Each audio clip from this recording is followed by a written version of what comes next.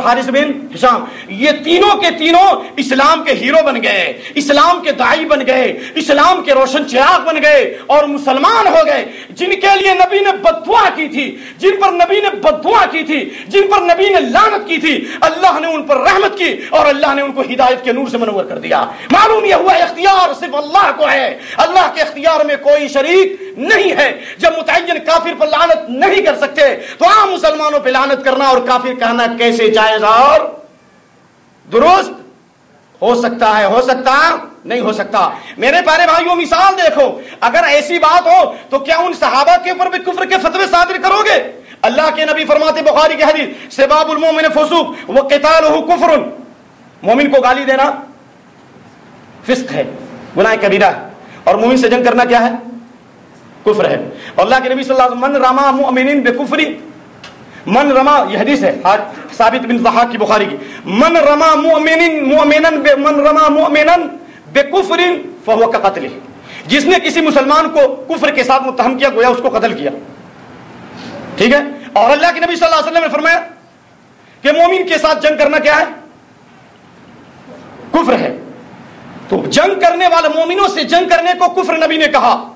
معلوم یہ ہوا ظاہر مفہوم کہ جو مومنوں سے قتال کرے وہ کیا ہے؟ کافر ہے۔ لیکن ہر مسلمان سے قتال کرنے والے کو کیا کافر کہیں گے؟ عام وعید یہ ہے کہ مومنوں سے جنگ کرنا کفر ہے، مومنوں سے جنگ کرنا کفر ہے، مومنوں سے قتال کرنا کفر ہے۔ لیکن اللہ تعالیٰ نے سورہ حجرات کی آیت نمبر 9 میں اللہ نے فرمایا وَإِن طَائِفَتَانِ مِنَ الْمُؤْمِنِينَ اقْتَتَلُوا فَأَصْلِحُوا بَيْنَهُمَا، اگر دو مسلمان آپس میں جنگ کریں، قتال کریں، تو تم ان کے درمیان کیا کر دو؟ صلح کر دو۔ قتال کے باوجود بھی اللہ نے انہیں مسلم نہیں بلکہ کیا کہا؟ مومن کہا۔ اللہ نے کیا کہا؟ جو مسلمان آپس میں جنگ کرے، خونریزی کرے، تو تم اصلاح کرو۔ اللہ نے قتال کے باوجود اللہ نے ان کو مسلمان کہا، مومن کہا، کافر نہیں کہا۔ اور جنگ جمل اور جنگ صفین کا جو واقعہ رونما ہوا صحابہ کرام کے بیچ، اجتہادی غلطیوں کی بنیاد پر، نیک نیتی تھی، سچائی تھی، لیکن اجتہادی غلطیاں تھی۔ اللہ کے نبی صلی اللہ علیہ وسلم کی حدیث ہے، آپ صلی اللہ علیہ وسلم لا تقوم الساعة حتى تقتتل فئتان عظیمتان من المسلمین، یہ حدیث بخاری کی ہے۔ قیامت اس وقت تک نہیں قائم ہوگی یہاں تک کہ مسلمانوں کی دو جماعتیں آپس میں خونریز جنگ کریں گی۔ خونریز جنگ کے باوجود بھی نبی نے ان کو مومن کہا، کافر نہیں کہا۔ اور آپ نے اپنے نواسے حضرت حسن کے بارے میں بشارت دی، ان ابنی ھذا سید، میرا یہ بیٹا، نواسے کو بیٹا کہا، اس کا مطلب بیٹے پوتے اور نواسے کو بیٹا کہنا کوئی حرج نہیں ہے۔ کہا یہ میرا بیٹا سردار ہوگا۔ وَسَيُصْلِحُ اللَّهُ بِهِ بَيْنَ فئتین عظیمتین من المسلمین، اللہ تعالیٰ میرے اس بیٹے سے دو مسلمانوں کے گروہوں کے اندر صلح کا کام لے گا۔ حضرت معاویہ بن ابی سفیان رضی اللہ عنہ کے زمانے میں، ان سے جب حضرت معاویہ کی خلافت سے پہلے جب حضرت حسن رضی اللہ تعالیٰ عنہ 6 مہینے کے لیے خلیفہ بنے، واقع معلوم ہے، تو اپنی خلافت سے تنازل کر گئے اور انہوں نے کہا کہ میں خلیفہ نہیں رہوں گا، معاویہ بن ابی سفیان خلیفہ ہوں گے رضی اللہ تعالیٰ۔ اور ان کے اس تنازل کی وجہ سے مسلمانوں کے اختلافات ختم ہو گئے۔ جو جنگ چھڑی تھی جس میں تقریباً 70,000 کے قریب مسلمان تحتے ہوئے، مسلمانوں سے مسلمان مارے گئے، تو میرے بھائیوں اللہ کے نبی نے ان کو کافر نہیں کہا بلکہ آپ صلی اللہ علیہ وسلم نے فرمایا مسلمانوں کے دو گروہوں کے درمیان یہ صلح کا کام لیں گے۔ اے میرے بھائیوں، اس لیے یہ بات بالکل واضح ہے کہ کسی متعین آدمی کو کافر اور مشرک کہنا کسی حال میں جائز نہیں ہے۔ اس لیے علامہ ابن تیمیہ کا یہ فتویٰ میں پڑھ رہا ہوں، کہتے ہیں انی من اعظم الناس نهيا ان ينسب معين الى تكفير وتفسيق ومعصيه الا اذا علم انه قد قامت عليه الحجه الرساله۔ کیا مطلب؟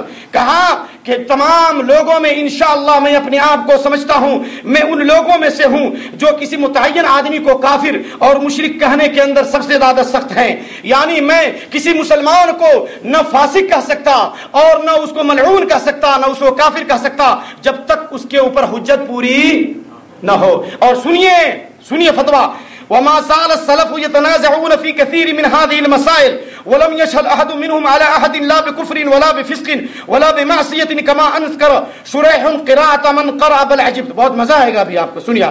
کہا کہ مسلمان ہمیشہ مسائل میں، چاہے وہ عقیدے کے مسائل ہوں یا اخباری احکام کے مسائل ہوں، مسلمانوں میں اختلاف رہا دلیل کی روشنی میں، لیکن اختلاف کے باوجود کسی مسلمان نے کسی مسلمان کو کافر اور مشرک نہیں کہا۔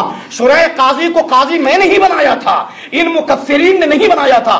شرح قاضی اپنے زمانے کے قاضی تھے، حضرت عمر رضی اللہ تعالیٰ عنہ کے زمانے میں، حضرت عثمان، حضرت علی کے زمانے میں شرح قاضی تھے۔ یہ شرح بہت بڑے عالم اور فقیہ تھے۔ جب ان کے سامنے قرآن کی آیت پڑھی گئی بل عجبت ویسخرون، اللہ تعالیٰ ہم لوگ پڑھتے ہیں بل عجبتا ویسخرون، 10 قرأتیں مشہور ہے نا، تو عجبتا بلکہ آپ نے تعجب کیا اور یہ مشرکین آپ کا مذاق اڑا رہے ہیں۔ ایک دوسری قرأت ہے اللہ فرما رہا ہے میں تعجب کر رہا ہوں اور یہ مذاق کر رہے ہیں۔ تو جب شرح قاضی نے عجیبتوں کی قرأت سنی، کیا سنی؟ عجیبتوں کی قرأت سنی، تو کہا کہ میں نہیں مانتا، اللہ کیسے تعجب کر سکتا ہے؟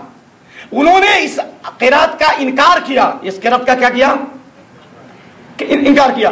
جب یہ خبر ابراہیم نخعی کو پہنچی جو بہت بڑے محدث تھے، کتب ستہ کے روات میں ہے، کہا کہ شرح انما کان شاعر، شرح شاعر ہے، قد اعجبہ علمہ و شعرہ، یہ شعر گوئی کی وجہ سے غلط فہمی کا شکار ہو گیا ہے اور سمجھتا ہے کہ میں بہت زیادہ جانتا ہوں۔ کہا کہ شرح کے مقابلے میں عبداللہ بن مسعود بڑے عالم تھے، اور عبداللہ بن مسعود ان صحابہ میں تھے جن کے بارے میں نبی نے فرمایا کہ 4 صحابہ سے قرآن کا علم حاصل کرو، جن میں سے ایک آپ نے عبداللہ بن مسعود کا تذکرہ فرمایا۔ ایک اور سے سنیے، اور آپ نے فرمایا من اراد ان يقرأ القرآن قضا طريا كما انزل فليقرأ بقراءة ام عبد، جو قرآن کو صاف اور شفاف پڑھنا چاہتا ہے اس کو چاہیے کہ عبداللہ بن مسعود کی قرأت میں قرآن پڑھے، جو قرآن کو تر و تازہ پڑھنا چاہتا ہے اس کو چاہیے کہ عبداللہ بن مسعود کی قرأت میں قرآن پڑھے۔ جب عبداللہ بن مسعود نے عجیبتوں پڑھا تو شرح قاضی کو اختلاف کا حق نہیں ہے۔ سوال، قرآن کی آیت کا انکار کرنے والا مسلمان ہو سکتا نہیں، لیکن اجتہادی غلطی کی وجہ سے جب حضرت شرح قاضی نے عجیبتوں کے بارے میں کہا کہ یہ کلام اللہ نہیں ہو سکتا تو ان کی غلطی کی اصلاح کی گئی، لیکن ان کو کسی مسلمان نے کافر نہیں کہا۔ اور اسی طریقے سے آپ کو اچھی طرح معلوم ہے حضرت عائشہ رضی اللہ تعالی عنہا کا یہ فتویٰ ہے کہ من زعم ان محمد رأى ربہ فقد اعظم الفریۃ علی اللہ، جو آدمی یہ گمان کرتا ہے کہ محمد صلی اللہ علیہ وسلم نے من زعم ان محمد صلی اللہ علیہ وسلم رأى ربہ فقد اعظم الفریۃ علی اللہ، جو آدمی یہ گمان کرتا ہے کہ محمد صلی اللہ علیہ وسلم نے اللہ کو دیکھ لیا، وہ اللہ پہ جھوٹ کرتا ہے۔ جو یہ سمجھتا ہے کہ محمد صلی اللہ علیہ وسلم نے اللہ کو دیکھا، گویا وہ اللہ پہ جھوٹ بات کر رہا ہے۔ کیا مطلب ہوا؟ یعنی محمد صلی اللہ علیہ وسلم نے اللہ تعالیٰ کو نہیں دیکھا۔ دلیل انہوں نے قرآن سے دی، لا تدرکہ الابصار، نگاہیں اللہ کو نہیں پا سکتی، یعنی کوئی انسان اللہ تعالیٰ کو دنیا میں نہیں دیکھ سکتا، دنیا میں نہیں دیکھ سکتا۔ لیکن حضرت عائشہ کا فتویٰ رضی اللہ عنہ کہ جو یہ سمجھے کہ محمد صلی اللہ علیہ وسلم نے اللہ کو دیکھا ہے وہ اللہ پہ جھوٹ کرتا ہے۔ دوسری طرف حضرت عبداللہ بن عباس کا یہ منہج تھا کہ محمد صلی اللہ علیہ وسلم نے اللہ کو دیکھا۔ سمجھ رہے ہیں اختلاف؟ ایک طرف فتویٰ ہے کہ وہ اللہ پہ جھوٹ بات کرتا ہے، دوسری طرف عبداللہ بن عباس اور بعض صحابہ کا یہ خیال تھا کہ محمد صلی اللہ علیہ وسلم نے اللہ کو دیکھا۔ ٹھیک ہے نا بات سمجھ آ رہی؟ تو کیا حضرت عائشہ نے ان کو کہا کہ یہ جھوٹے ہیں اور حضرت عائشہ نے حضرت عبداللہ بن عباس کو جھوٹا کہا یا کسی صحابی نے جھوٹا کہا؟ نہیں، دلیلوں کی روشنی میں اگر اختلاف ہے اور مسائل کے سمجھنے میں غلطی ہے، چاہے عقیدے ہی میں کیوں نہیں ہو، اس کی وجہ سے ان پر کفر کے فتوے اور جھوٹ کے فتوے صادر نہیں ہوئے۔ اس جیسی بہت ساری مثالیں میرے بھائیوں موجود ہیں۔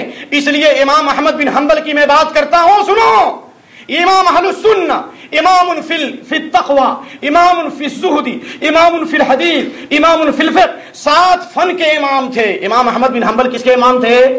7 فن کے امام تھے۔ اور 3 بادشاہوں نے حضرت امام احمد بن حنبل رحمہ اللہ کو جیل کی سلاخوں میں ڈالا۔ معتصم نے آپ کی پیٹھ پر رمضان کی حالت میں کوڑے برسائے اور ایسے کوڑے مارے کہ اگر کسی ہاتھی کو مارا جاتا تو چیخ جاتا۔ امام احمد بن حنبل رحمۃ اللہ علیہ نے ان حکام وقت کو کافر اور مشرک نہیں کہا، جبکہ امام احمد بن حنبل کا یہ فتویٰ تھا من قال بان القرآن مخلوق فهو کافر، جو یہ کہے کہ قرآن مخلوق ہے، یعنی جو آدمی اس بات کا انکار کرے کہ قرآن اللہ کا کلام نہیں ہے، جو اس کا انکار کرے وہ کیا ہے؟ کافر ہے۔ کس کا فتویٰ تھا؟ امام احمد بن حنبل رحمت اللہ علیہ، اور خلافت مامون سے لے کر معتصم تک اور واسق تک، 3 خلافتوں میں تمام بڑے بڑے معتزلی، جہمی اور حکام وقت اس بات پر متفق تھے کہ قرآن اللہ کا کلام نہیں ہے بلکہ قرآن کیا ہے؟ مخلوق ہے۔ تو امام احمد فرما رہے ہیں کہ جو کہے مخلوق وہ کافر، کیونکہ قرآن اللہ کا کلام ہے۔ جس طرح اللہ کبھی فنا نہیں ہوگا، قرآن بھی کبھی فنا نہیں ہوگا۔